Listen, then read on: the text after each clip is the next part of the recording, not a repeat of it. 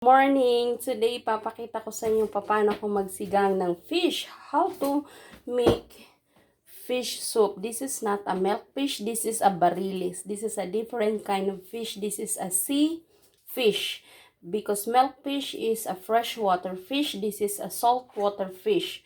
Saltwater fish is very tasty and delicious. Okay, because it's mixing the salt already in the system of the fish. So that's why the fish in the salt water is already tasty. Okay.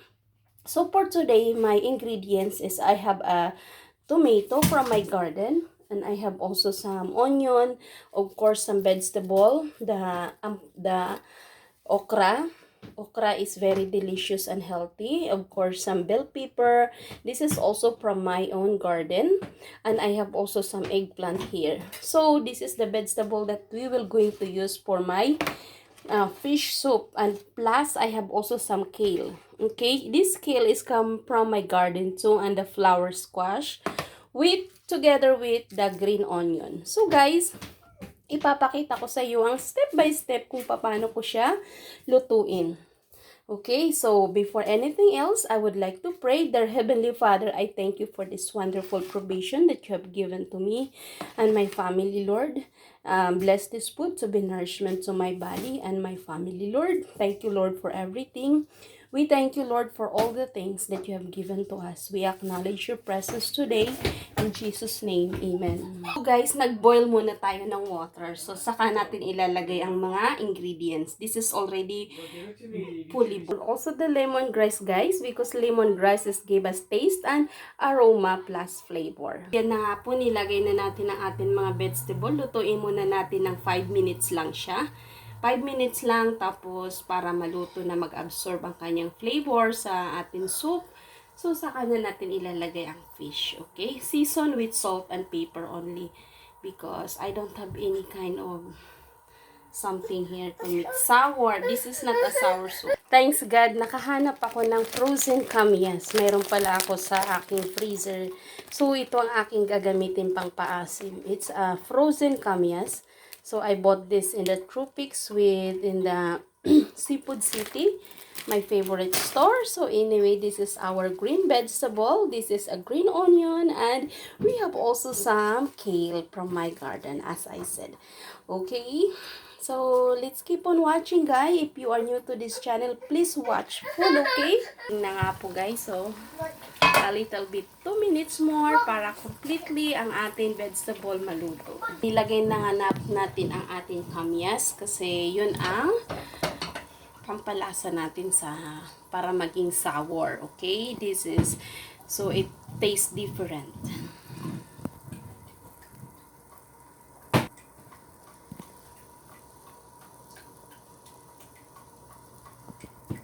So I'll be cooking this is for my husband because my husband he doesn't like to eat the fish soup because I think he's not used to eat that. So he prepared to eat some hot dog or something like kind cold cuts. But for me, I like this kind of food because when I eat the hot dog or any kind of processed food, I don't feel good. This is better for me because I consider hot dog for me myself. Those processed food are dead food for me. So there is a bad effect to me in my system when I keep eating the hot dog. So I prepare to eat this one. If there's a choice, bagoong or dried fish than hot dog, I really prepare to eat the dried fish and the bagoong. Okay, so anyway, guys, it's only an introduction. So I only share this to you. I don't know your system or your body if you like that kind of food, but I prepare that kind of food like this, okay? Because I know this is a good benefit to my body and for your body too, okay? So I really like this kind of food, especially because when I was a child, I grew up eating fish most every day. Almost every day I eat fish. Kahit wala kaming fish na fresh, we have dried fish, different kind of dried fish. We have bagoong, different kind of bagoong. So that's what I growing up. So for me, whatever I growing up, whatever the food that I eat, I always keep on looking for that. Because for me, it's very, I satisfy that. Especially now, I am here in United States. When I feel homesick, when I feel homesick, I eat only the fish, the food that I like. I feel already okay. Fish, dagdagan muna natin kasi para maluto siya ng completely. So, later na natin ilalagay ang ating vegetable na kale kasi we don't want to overcook our green vegetable. So, the taste will be palatable and it is good taste, okay? So, let us cover this first. Ding dong! Ding dong! You know what, guys? Ganito ako nagluluto. Nandito yung baby ko sa aking likuran. So guys, ito na nga ang ating tinolang isda na napakalasa niya. Kasi ito ay galing sa dagat. Ang mga fresh saltwater fish, those are delicious fish. This is the barilis. Sarap-sarap talaga nito, guys. Wow!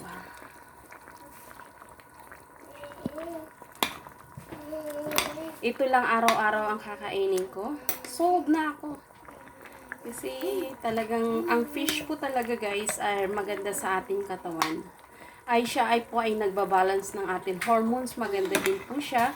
Kung ang tao ay irritable, kumain lang siya ng fish. Especially salmon, salt seawater fish. Because there's some minerals and vitamins that good for to balance our hormones. Okay, there's a certain fish like salmon fish. Those are rich in fatty acid and omega-3. That's good for us and for our heart. So, in general, fish is good. Okay, guys. Kaya, wow. Wow, lutong-luto na talaga tong ulo pa naman, ang favorite part ng isda. Ang sarap-sarap talaga nito.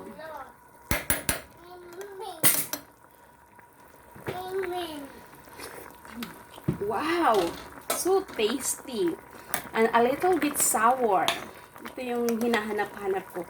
Yung parang pag kumakain ako, kinikilig ako. Yung parang may asim kilig, guys. Yan. Tomato natin. Ito ang ating fish. Can you see that, guys? Nakakatakam talaga. So, let's just put a little bit of salt, guys. Wala na siyang measure kasi ang pagluluto ko, guys, ay galing na yan sa aking puso. Okay. So, wala po siyang mga magic sarap, guys, kasi walang ganyan dito eh. So, taste na lang as a natural taste natin, guys. Okay. Wow. Kung ikaw ay Filipino ay lumaki ka sa inyong probinsya, I'm sure hinahanap-hanap mo itong pagkain na to. By the way guys, hindi ko ginamit ang hugas bigas kasi hindi naman po siya bangus. Ginagamit ko lang po yan sa bangus o kaya sa tilapia, guys. Kaya ito, hindi na siya. So, I put na lang some spices, onion, garlic, and ginger, and green onion leaves. So, that's it, guys. So, cover muna siya. Cover muna natin, guys. Kasi para maluto pa siya. Maya-maya ilagay natin ang So, guys, ito na ang ating lutong bahay, tinolang isda. Nilagay na nga natin ang ating kale at ang ating green onion. Alam nyo po, guys, masarap po talaga yung may tanim. Kasi pag nagtatanim po tayo, sure po tayo na wala siyang pesticide. At saka, especially nowadays, hindi natin, alam nyo, pagpunta sa supermarket. Sa natin ngayon, sa situation natin ngayon. Kaya, since ang iba ay naka-lockdown pa, so magtanim na lang po tayo, guys. Ito, naka-harvest na ako. Ilang months na ba na naka-lockdown. So, makaka-harvest na ako ng aking mga halaman. So, ito na nga po na napapakinabangan ko na nga po sila. And maybe probably tomorrow, I have plenty of harvest of my my tomato and some of my bell pepper. So, this is it, guys. So, nakikita po natin, luto na po siya. Ang ating lutong bahay, barilis na isda. Okay? Kompletong-kompleto. May sabaw na po tayo, may gulay na po tayo, at may ulam na po tayo. Okay? So, hindi na natin kailangan mag-prepare ng gulay, ulam, isda, or whatever protein and soup kasi kumpleto na po ang ating pagkain ngayon. Okay po? So, maraming salamat po guys and I hope nag-enjoy po kayo sa aking presentation ng aking tinolang isda. And if you are new to this channel, please subscribe po at likes na rin and share. God bless everyone. So guys, ito na nga ang ating finished product, ang ating tinolang isda na barilis.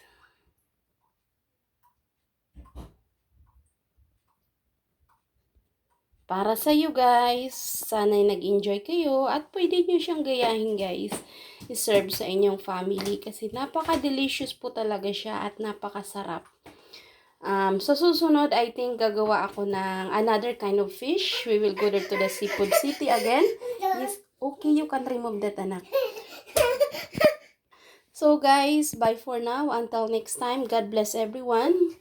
Mula dito sa channel ng Ambassador of God, ako ay nagpapasalamat sa lahat. Bye for now.